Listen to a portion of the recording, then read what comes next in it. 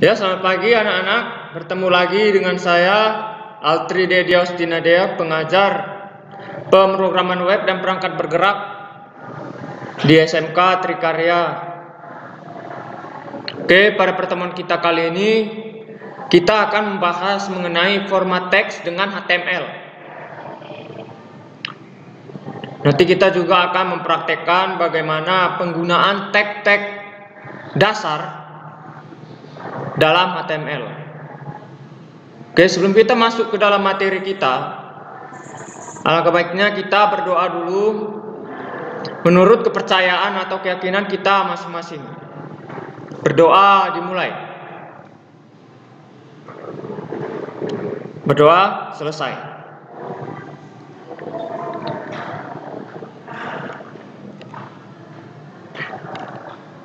Kompetensi dasar pada materi kita kali ini yaitu menerapkan format teks pada halaman web, kemudian membuat kode-kode tag dasar pada HTML untuk menampilkan teks dalam format tertentu pada halaman web.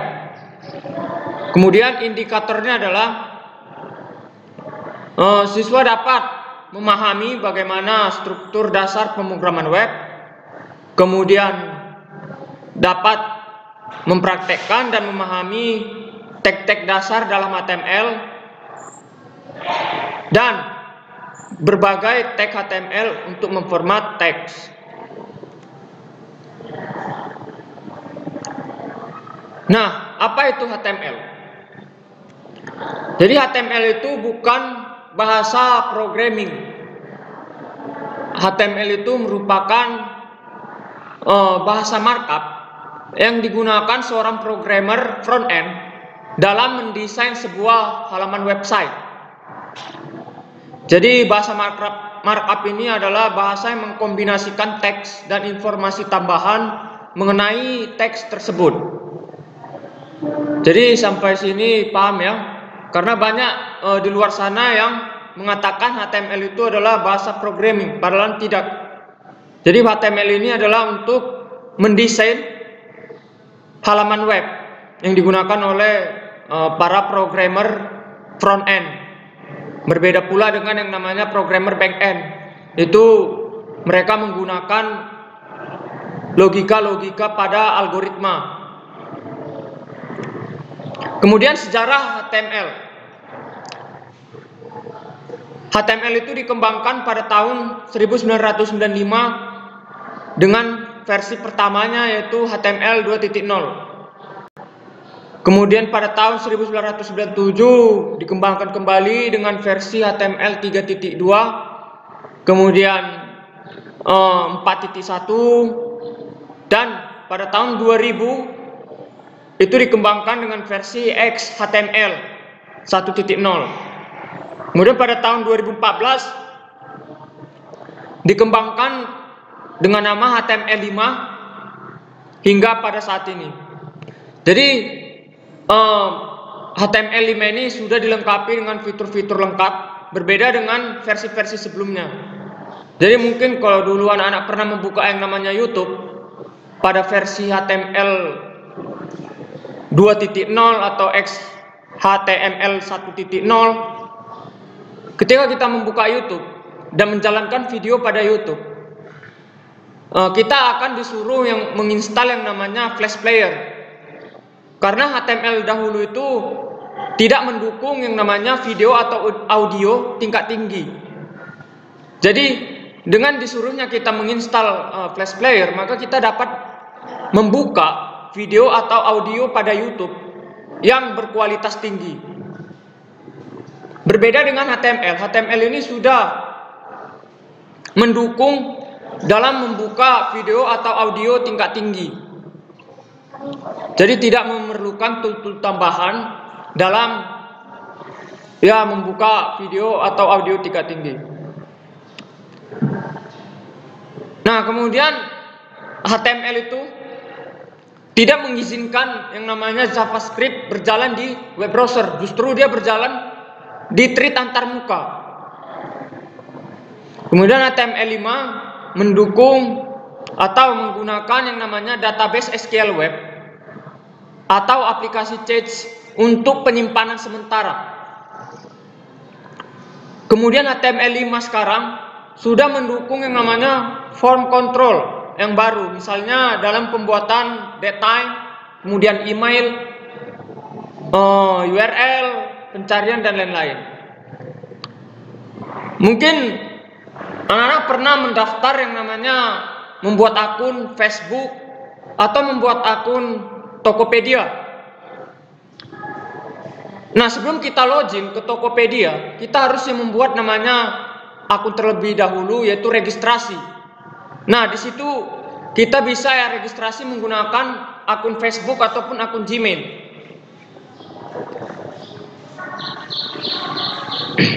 Kemudian jika kita ingin login atau registrasi menggunakan Gmail, maka Tokopedia akan menampilkan form untuk merelasikan ke halaman email. Jadi itulah yang dinamakan HTML5 ini sudah mendukung antara web satu dengan web lainnya untuk saling berelasi, seperti Tokopedia dengan Gmail dalam melakukan registrasi akun. Kemudian struktur dasar HTML. Pada dasarnya struktur dasar HTML ini yaitu ada 3. Tag head itu adalah judul dari website tersebut, kemudian tag title, kemudian tag body. Jadi tag body ini yaitu tempat kode-kode tag kita dalam merancang sebuah halaman web.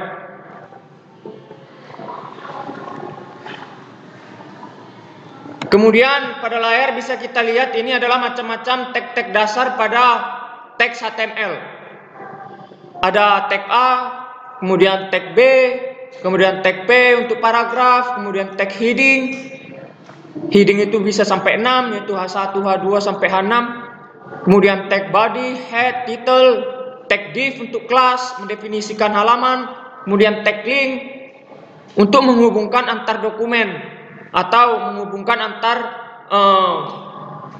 website yang satu ke web yang lain. Jadi kita bisa menggunakan yang namanya tag link. Kemudian tag script, kemudian tag table. Ketika kita membuat yang namanya form, kita bisa menggunakan tag table, kemudian tag th, td, tr, dan tag ul dan tag li. Jadi tag ul dan tag li ini adalah untuk membuat list.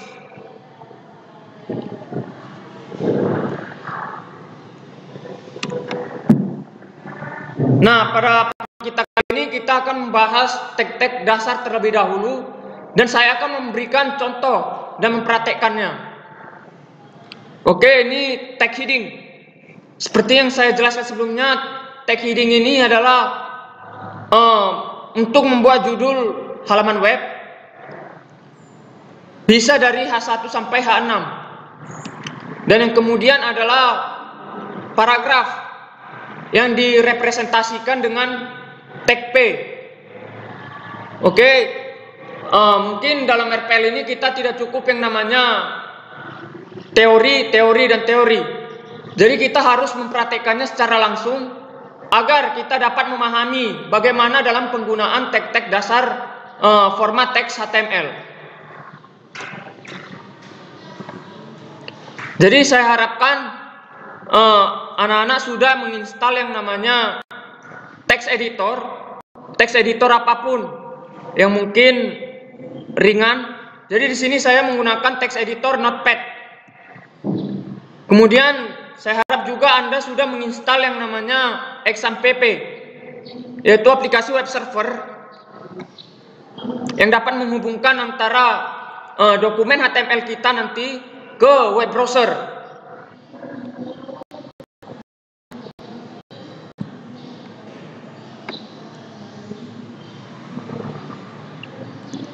Nah, ini adalah contoh dari kode-kode HTML yang sudah saya buat. Seperti yang Anda lihat di layar. Di sini saya sudah memberi contoh penggunaan dari tag paragraf yaitu P, kemudian tag heading H1 sampai H6. Nah, di sini di layar bisa Anda lihat ada tulisan align. Jadi align ini adalah elemen dari sebuah format teks HTML. Nanti untuk yang elemen ini kita bahas di pertemuan berikutnya. Karena banyak macam-macam dari elemen format teks HTML. Jadi hanya sebagai contoh dasar saja sebelum mengenal materi elemen untuk pertemuan berikutnya. Setelah Anda mengetikkan kode-kode HTML Anda bisa men-save-nya secara langsung dan menyimpannya di folder htdoc. Nah, biasanya setelah Anda menginstal XAMPP, itu otomatis folder htdoc itu sudah tersedia. Anda bisa melihatnya di local disk C, kemudian folder XAMPP. Nah, di situ nanti ada namanya folder htdoc. Dalam folder htdoc itu, disitulah Anda menyimpan file kode-kode HTML Anda. Nah, seperti yang saya lakukan di sini, sudah saya simpan di folder htdoc kode-kode HTML saya dengan nama filenya contoh.html. Nah, setelah itu kita membuka yang namanya aplikasi XAMPP kita tadi yang sudah kita install. Nah, sini sudah saya jalankan. Nanti Anda bisa men-startnya di web server Apache, actionnya start, kemudian di MySQL. Jadi MySQL-nya adalah untuk database sebuah website. Actionnya adalah start. Kemudian silakan membuka namanya web browser terserah, yaitu Mozilla Firefox, Chrome atau Chromium, Opera atau yang lainnya. Nah, di sini saya menggunakan Mozilla Firefox.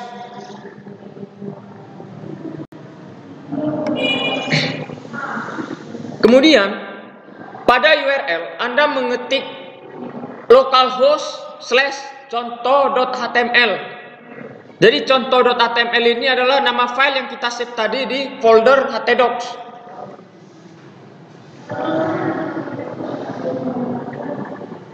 Nah, jadi seperti inilah tampilan visual pada web browser yang sudah kita kerjakan kode-kode HTML tadi.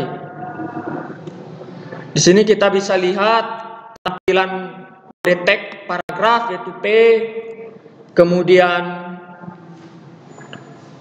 heading 1 dengan teksnya judul halaman 1, kemudian tag H2 dengan align justify rata kiri rata kanan dengan teksnya judul halaman 2, kemudian H3 dengan elemen align center, jadi dengan teks judul halaman 3. Jadi teks judul halaman 3 ini diletakkan berdasarkan align yang sudah kita ketikkan, yaitu center. Jadi diletakkan di tengah. Kemudian pada H6 bisa Anda lihat ini adalah elemen style, border. Kemudian pada web browser ada garis-garis putus. Nah, ini adalah border yang sudah kita buat. Nah, jadi seperti itulah penggunaan dari tag-tag dasar kode-kode HTML, yaitu tag paragraf dan tag heading. Jadi jika Anda yang kurang memahami cara penggunaannya, bisa menanyakan langsung melalui dari grup chat learning atau grup WhatsApp. Jadi saya berharap anak-anak mempraktekkannya secara langsung, tidak hanya berteori membaca. Alangkah baiknya kita langsung mempraktekkannya sehingga kita memahami bagaimana hasil dari jika kita mengetikkan kode tag A, tampilannya seperti apa. Kemudian tag P, paragraf, kemudian tag H1, tag link. Sehingga kita tahu bagaimana tampilan-tampilan dari tag-tag tersebut.